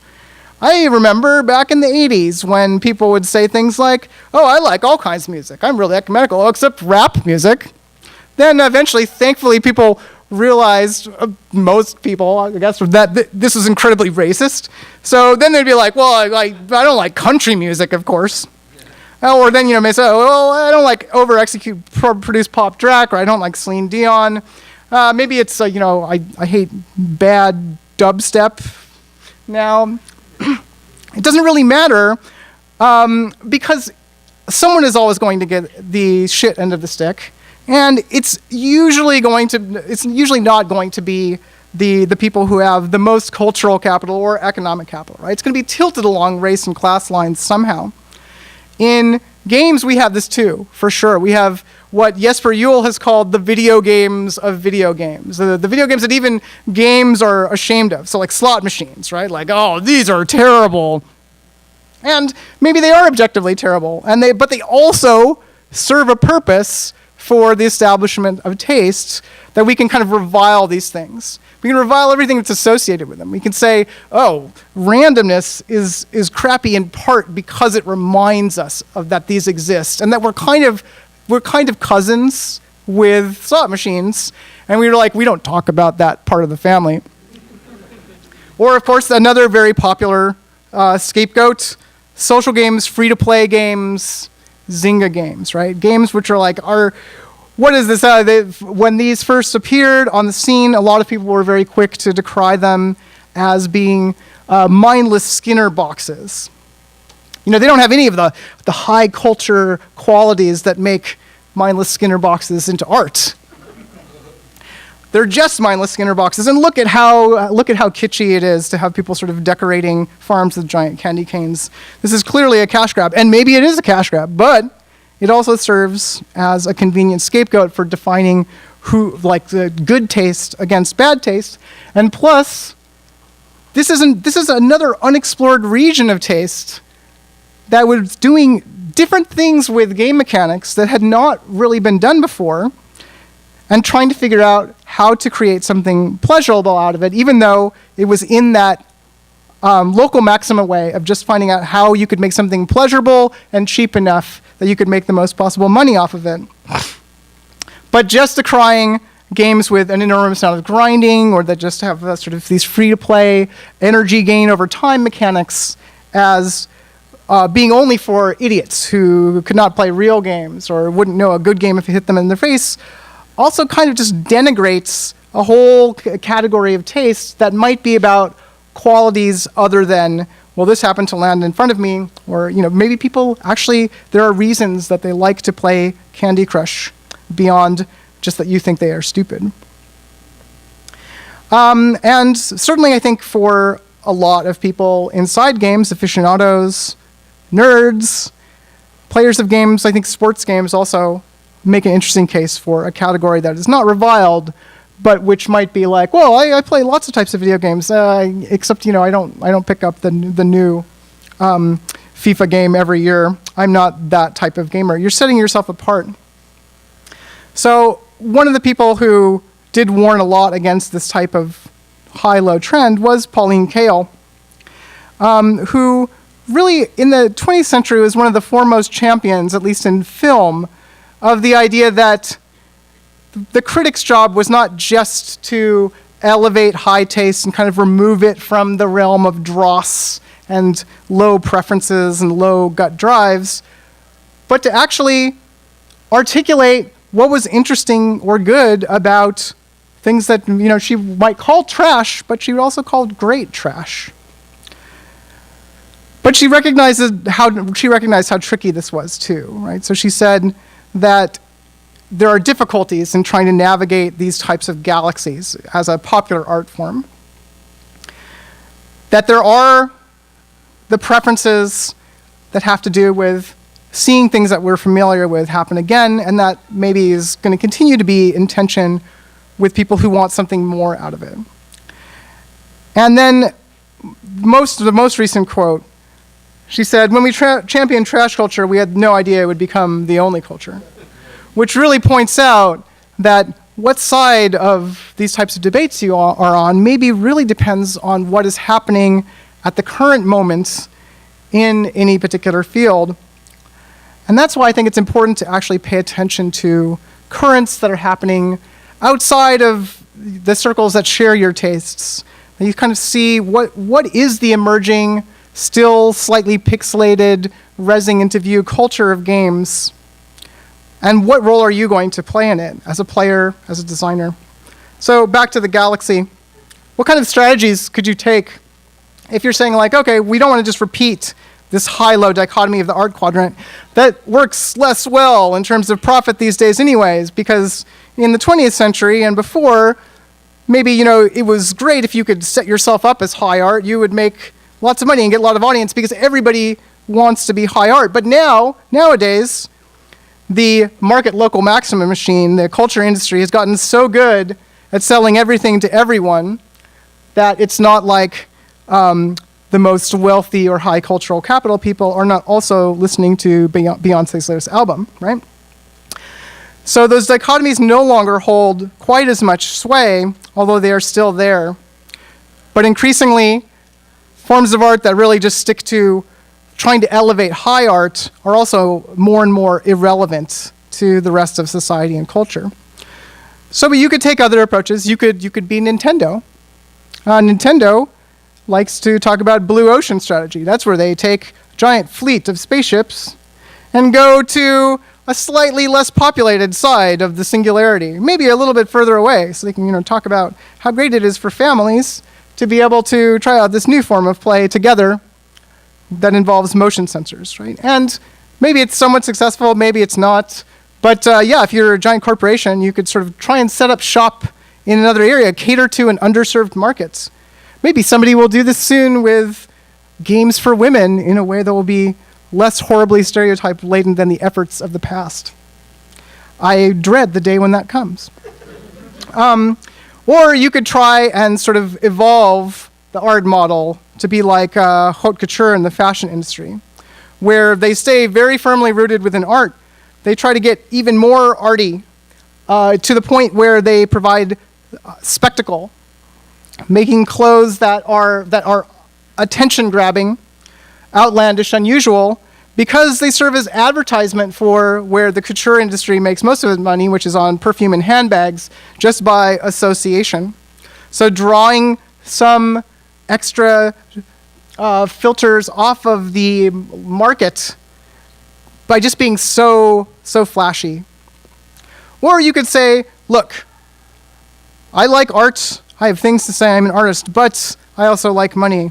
So I'm going to set up a little satellite here on a gravitational point that's equidistant and balanced between all of these market pressures, which were incredibly overcrowded anyway, but that still let me retain art as, integrity as an artist. And this is the John Blow Lagrange point,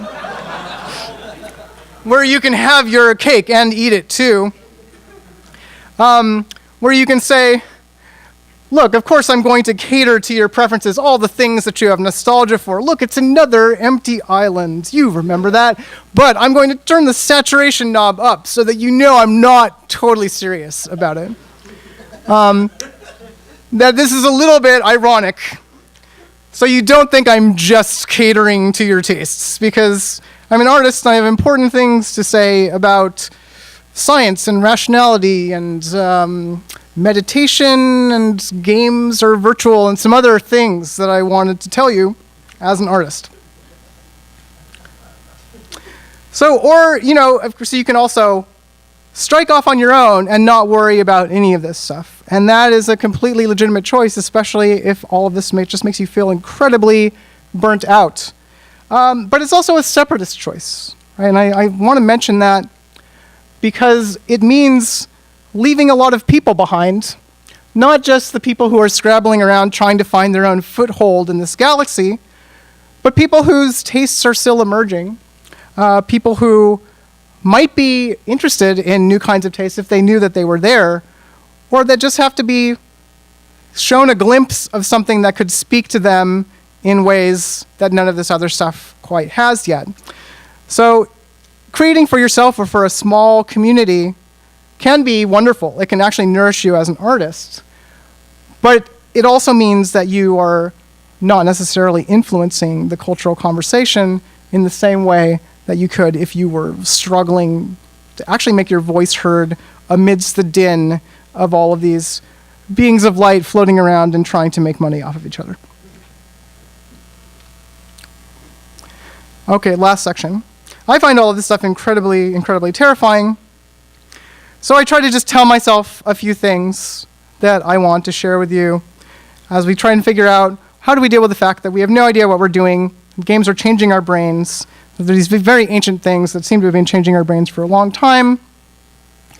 And that there's just this culture industry that is trying to suck everything towards some sort of lowest common denominator point where David Foster Wallace's book will kill us. First of all, I think it's a miracle that we can experience so many different things. So there are so many different flavors out there and combinations of flavors, not just in food, but in everything else. And who knows, maybe as we continue to grow and evolve as a species, we'll discover even more, but I am certainly overwhelmed already by the variety.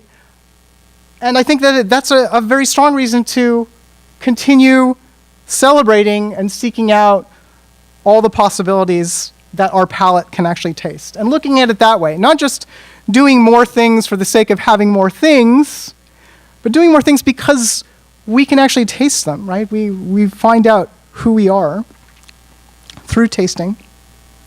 But we can struggle with tastes and expectations. We can ask each other, why do you like that? What is it about it? And try to articulate that. Do that struggle that Quentin Smith was doing with Sunless Sea, but even more importantly, struggle with your own tastes. Don't just kind of rest on the preferences that define you, even though they are important to you.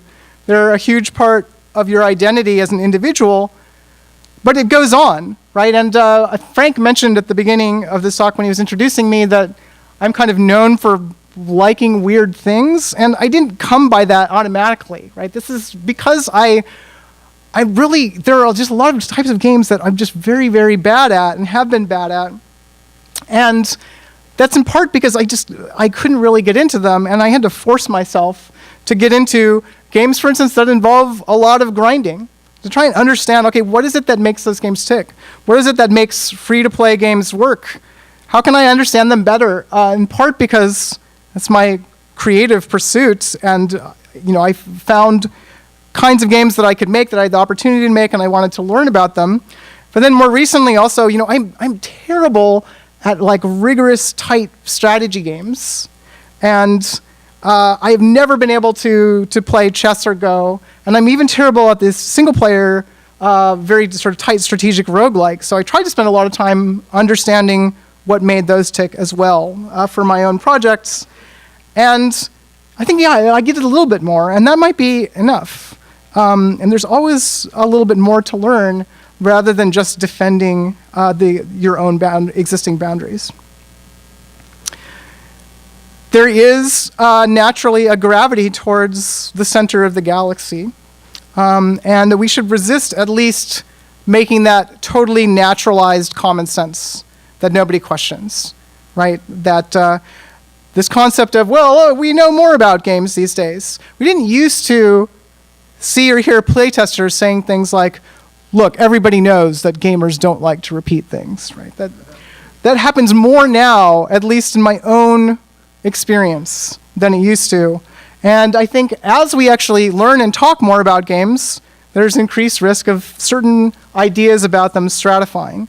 Now, I don't think we're going to fall into that particular vortex of nobody likes to repeat things, in part because it's thoroughly ridiculous if you look at the success of Cityville or World of Warcraft or even Papers, Please, right? But there are plenty of other orthodoxies or sort of ideas of tastes that could just become outsized, massive gravitational objects. If you are trying to be part of a culture, inevitably you are going to be part of some sort of flow and current, but you can still be intentional in how you're swimming in that current if you are choosing to be inside of it, to be part of the conversation. And then some thoughts, particularly as a developer, a creator of games. It's useful to find a place that you can plant your feet. Just like Secundo is saying, make the pasta. If you find a place where you can stand, where you can survive, especially if survival is difficult on certain margins, then just stand there and see what happens when you push the current there, because there's always something that you can push. Be willing to be irresponsible, not intentionally, but the fact that it just is a risk that you could do something not knowing what you're doing because we don't know what we're doing, and be willing to be measured and find out what's going on with it. That's something we still don't do enough of. Just walk into all the potential minefields and say, I know this could turn out to be terrible somehow, and I'm still willing to try it because that is what makes you, honestly, an artist, far more than deciding that a certain type of taste is better than another taste. And then last thing, when it's possible, within what you want to make, try to be generous in guiding players towards places that they can expand their own taste. And this, I think, is in some ways the trickiest thing. I'm not just talking about things like Buffalo, which, like I mentioned, is very, very subtly, subconsciously trying to influence people towards being less biased. Because I don't think you can help people see, oh, wait, this is a boundary of my taste. Maybe I could think about this differently if it's totally unconscious, right? But there are some interesting examples, and I notice more all the time. One recent one is Tharsis, which was one of the people that worked on it was a local game developer, Zach Gage. And Tharsis is a game that's very, very much about randomness, uncertainty, coping with the vagaries of fate, one of the things that games have been about for the longest. And he wanted to explore this territory, and the development team that he worked with did as well, but he didn't want to just confront people with the sheer awfulness of randomness, because it is awful. That's kind of why it's in games, is because it's so terrifying and you can't do anything about it. It's out of your hands, and it reflects those qualities of our lives then and now. Rather, he made a lot of design decisions that have to do with presenting randomness in a way that will be slightly less terrifying, or that you can kind of accept and understand what's going to happen. You don't just feel relentlessly pummeled and beaten up by the dreaded random number generator. Instead, it feels something like that you get to know a little more gradually. But he doesn't try to totally disguise it either, right? There are dice all over this game. It's clearly a dice game. The icon in iOS is a giant throbbing die. And as you come to understand Tharsis more and more, it's very, very clearly a game about how do you contend with things that are happening out of your control? How do you make it through anyway? Sometimes. So there's something here that I think is akin to the way coffee professionals talk about notes in coffee. And I was talking with Maddie Bryce about this, since she actually used to do this professionally, act as somebody who was introducing new flavors of coffee to people. And she said that the most important thing about presenting coffee to someone that has particular qualities is that you tell them as they're tasting it, like, okay, yeah, this has notes of dried fig, and that if you didn't tell them that they might not notice it. And some people would say, well, does that mean it's even really there at all? And it doesn't actually matter. Because what's important, I think, either in the experience of playing a game or in tasting coffee, is what your own subjective experience, right? So people who feel like a choice in a game only exists if I can see it echo all the way to the outcome are devaluing the fact that at the moment you make the choice, it still can be very, very significant to you, even if it doesn't save a particular character's life or something, right? It's still part of the fabric of what constitutes you. It's still actually shaping your brain because it was part of your neo-purpose activities happening. So framing what's going on in the game, talking about it up front, presenting it in a certain way to players can be just as important, I think, as whatever goes into the mechanics of the code. And another place I particularly liked seeing this was in the context of choices made in 80 days, where the team was trying to deal with some terrain that some players find difficult about just being denied. And this is something that Meg Gianth talked about when she was here for practice, that there are moments in 80 days where the player, cannot actually be the one in a significant role, be helping out. And the tremendous power of story is used here to actually make emotional sense of that. And that's of great value as well, not just before you taste the coffee, but as part of an entire process that runs through the moment of struggling with a lack of choice, which is something that happens just as much as random events taking things out of our control. So there are so many flavors. We should be trying as many of them as we can. And I just want to leave you with one thought, which is about a restaurant in my neighborhood. When I think about what types of possibilities there are out there in games, I wonder less about like what is the Citizen Kane of games going to be. I wonder like what is the Great Wall restaurant of games? What is that thing that has been a neighborhood fixture for a long time? This restaurant came to my attention because it's been here in the neighborhood I just moved to ever since my fiance lived there many years ago, and she has fond associations with it. It is one of these specific kinds of New York restaurants that serves both Chinese food and the Latin American cuisine side by side in a fusion, right? That's a thing. And it's not necessarily the type of restaurant that's valuing healthy nutrition, farm to table, local ingredients, right? But it's there for you in the middle of the night when you need it. It's a local business that's firmly woven into the fabric of the area, sort of halfway between the Chinese side of my neighborhood and the Latin American side of my neighborhood. And like many, many Chinese restaurants, I'm sure that it has helped a lot of people coming to this country figure out what they're doing and land on their feet, have a job. That's something that Chinese restaurants have been doing for a long time. So I keep thinking like, well, will we get to this point in games where we just have little local operations that are very meaningful to people around that don't necessarily take up a huge space in their lives? And then I thought, wait a second, maybe we already have something like this that really comes out of an intermixture of cultures that isn't necessarily looked up at as great art, but it's kind of there doing its own thing. And I thought, well, maybe we have Flappy Bird. Maybe that's what Flappy Bird is. And I was thrown by the fact that, weirdly, Flappy Bird was incredibly successful and made a lot more money than Great Wall Restaurant, although Great Wall Restaurant, clearly successful too. It's been there on that corner for a long, long time. Yeah, so that's something I'm still thinking about, and I'll just leave you with that thought. Thanks.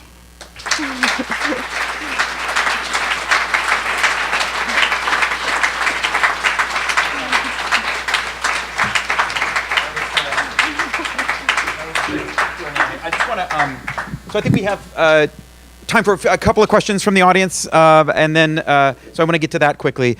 But maybe before that, I'll just take a breath, because I know, and relax. But that was fascinating and amazing. One of the things that I'm especially interested in is this idea. I mean, it's like de gustibus non disputandum, but it's like there's nothing. It's like as if there's nothing to argue about in matters of taste. But it's all there is in matters of taste is argument, right? There's a sense in which the what you're getting at is that the essence, in taste is the subjective, right? That's the idea, is that it's us weaving together our different values and unique points of view, and it's all about exploring this idea of subjectivity and the sort of unique and completely undeniable facts about how we feel about a certain thing, as opposed to the sort of brute facts that we're forced to agree with because of logic or something. You can't argue to anyone, about that. But I guess my one question before I open it up to the audience is there any aspect of objectivity in taste? Do you think? Are there any? Are there facts in taste? Are there things that we can say that it's sure everything's up for grabs? It's all about subjectivity, but we know for a fact that Shakespeare is a better author than Daniel Steele, or something of this nature. Like, what's your thought about that? Well, I'm not totally sure Shakespeare is a better author than Daniel Steele, right? So that's how subjective I am. But I do think that there are a lot of objective things that you can see about taste, like even in the models I was just talking about, right? And they're the fact that there's all this stuff going on around us. It's not absolutes, right? But relative facts can still be objective. So your taste is relative to other massive accretions of taste. Mm-hmm. Your tastes are formed through a certain process, which you may just be going with the flow your whole life and being like, I don't question this is fine. Right? And I think of that as being zero taste. Okay, right? So, yeah. So there is a sense in which there's a fact that Shakespeare is more popular than Daniel Steele. Yeah, well, and that's a fact that you can be wrong about. I'm not sure Shakespeare is more popular than Daniel Steele anymore. I'm trying to get at that. You know what I'm saying? Like, yeah. But that's like, even talking about that is saying like, well, there's high taste and low taste. Here's what's objective about that. All of that stuff is constructed by history and class and the publishing model and everything, right? Those things are real. Yeah. That's what's real, unfortunately, and it's like horrible stuff, not like the beautiful things. It's like Shakespeare is objectively beautiful. That would be nice to be able to say that, but what's really real is all of the processes that went into creating Shakespeare as an idea and Danielle Steele as an idea. Yeah. Well, let me ask you about one last thing, and then I'll open it up to the audience. Along the same lines, I think the most important thing, the thing that I found most fascinating and true about your model, your Just a Story, is the layer that's about cultivation. To me, that's what I think of as being the sort of essential part of the process of taste. Is the fact that we don't just settle for our given preferences, but that we're actively engaged. We're kind of poised in this weird space between just liking the things we like and always being in this process of overcoming, or evolving or moving beyond the things we happen to like towards things that we wish we liked more. I mean, you described this quite beautifully. But that's not a random direction. That's not a random direction, is it? I mean, But it should be. Should it be a random direction? Yes, it should be a random direction, because this is the problem with cultivation in the past, is that it's bound up by well, you should cultivate your tastes to become like someone in a higher class, right? That's like the last century model of it. Yeah. You should cultivate your tastes because someone out there who has been cultivating for longer than you is telling you, look, I know what I'm doing, and I'm telling you should really, this is what's good. That's the only objective reality here, right? Is that those things have happened, and that means that certain directions are not being cultivated in, right? So randomness would, in some ways, if we were just valuing okay, what's the whole palette here? We would be going in random directions. That would actually get us a more even spread. Now, some things might still be terrible in one way. Some things might just be terribly unhealthy for us, right? That's something that we could find, right? We certainly find that in food. Yeah. And it's possible we find that in games too, but I don't even think we know enough yet. The reason why I'm having a hard time accepting the kind of random walk version of this, I mean, I sort of partially accept it, but is that I see this process as being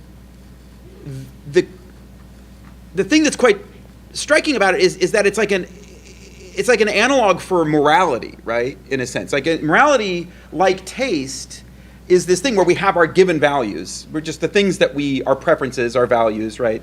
And just like in the realm of aesthetics, in morality, we have a sense of so I eat meat, right? But if I think about the way the world is going to be in 100 years, it seems like it's very likely that eating meat, right, especially the kind of meat that comes from factory farming and will be seen as morally really dubious, right? Yeah, so there is a sense in which that's not a random walk. I mean, over time we are discovering things and moving in a certain direction that has a general shape. And is that also true in aesthetics, or is it? Yeah, so if you're saying that morality is not a random walk, I would tend to agree with you, right? But I don't think the same thing is true of aesthetics. Now, there are certain aesthetics have a relationship to morality, right? Where if we were saying I find aesthetics that propagate the genocide of certain ethnic groups to be morally repugnant. It's there's definite relation there, but there are also plenty of dimensions of aesthetics which I don't think have anywhere near as clear a relationship to morality. Right, and maybe that's the point.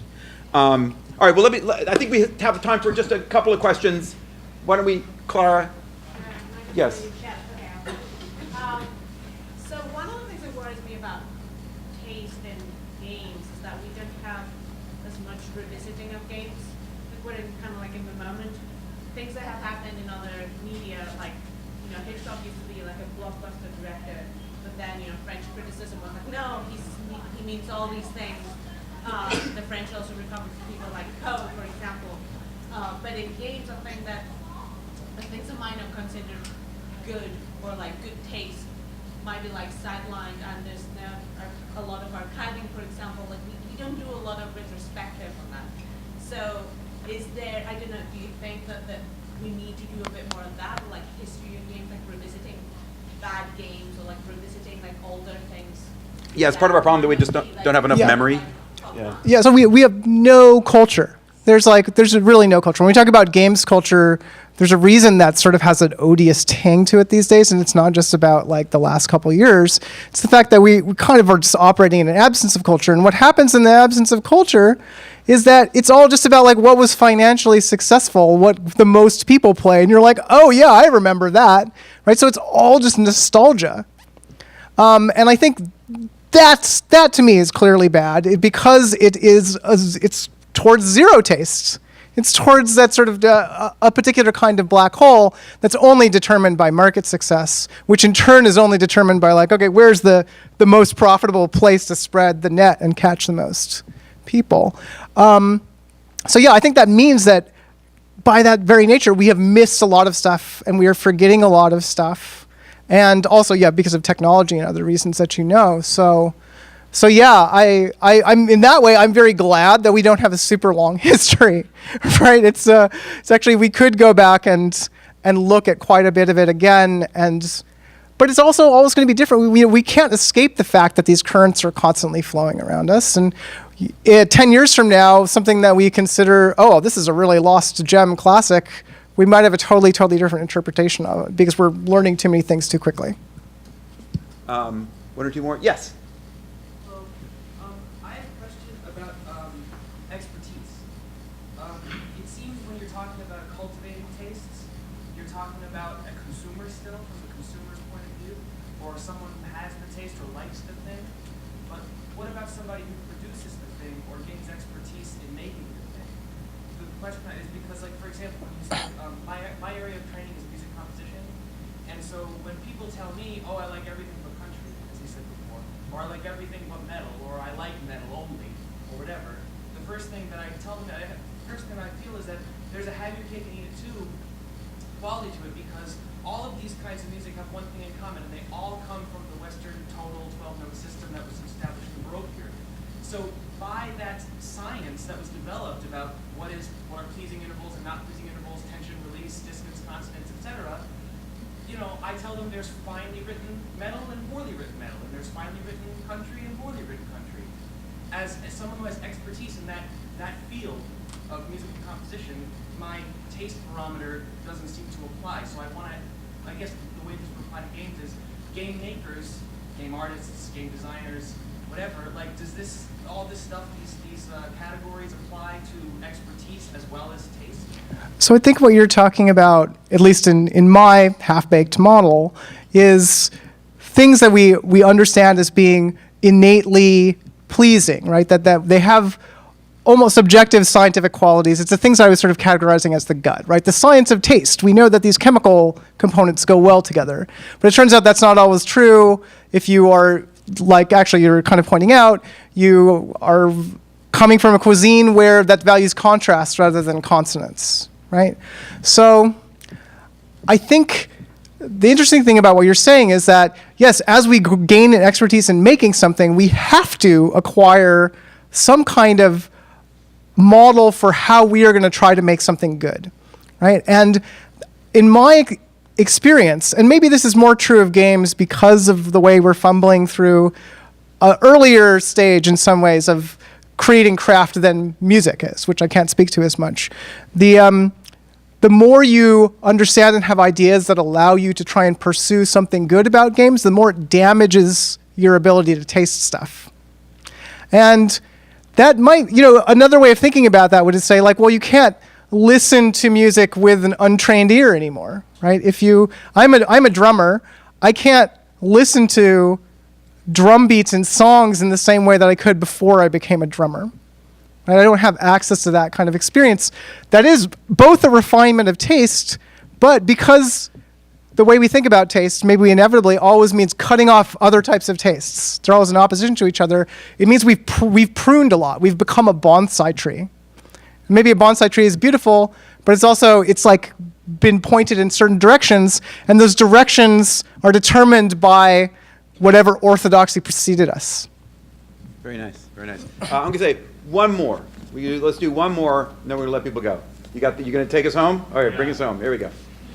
So, has there ever been like an epiphany where you've realized like you and someone else, maybe on your team, have completely different tastes? Where great question. All right. where you're like, That's it. Perfect question, right? Right? I mean, that makes perfect sense. Have you ever had a moment where you're like, oh my God? Well, yeah, I mean, all the time, I guess. I mean, I feel like I have that. Example. What is a good example? Like, You and Eric Zimmerman. yeah, I'm sure I could come up with a me and Eric Zimmerman. Well, I have so many examples all of a sudden now. One of them is definitely that Eric's taste, and this is a little bit less true than it was 10 years ago, but 10 years ago, Eric was all about being transgressive. That was a very important design value for him. That whatever he did, he's like, we want to make sure that it's transgressive somehow, culturally transgressive. And I just, the whole idea revolted me. Not because I was actually being transgressed on, but so I was like, that you have to have a reason to be transgressive, right? You don't just pursue it as an end in and of itself. So that was definitely, a case where we diverged, maybe on moral grounds. I don't know. That's beautiful. All right, so I think we should wrap it up. I think if there's one thing I just want to highlight and emphasize from what you said, it is this process. It's like, because I personally feel like games have a taste problem.